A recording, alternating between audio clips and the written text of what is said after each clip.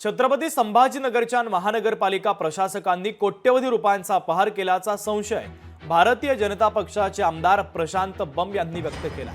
लोकप्रतिनिधी असताना देखील माहिती देण्यास टाळाटाळ करत असल्याचा आरोप बंब यांनी केलाय।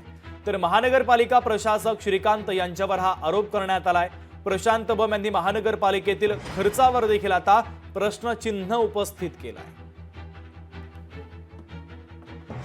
आयुक्त 1 आणि आयुक्त 2, आयुक्त 1 आणि आयुक्त 2 यांच्या दालनावर आणि माननीय आयुक्त महोदय यांच्याही दालनावर त्याच सेक्शनमधून खर्च झाल्याची गंभीर बाब आत्ता तरी प्राथमिकदृष्ट्या मला कळते।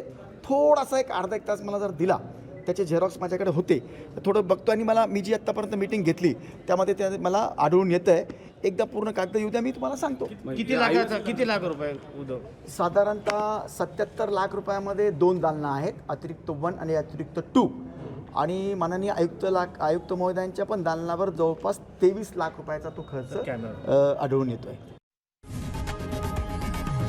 लोकशाही मराठी ऐका, पहा, जागरूक रहा।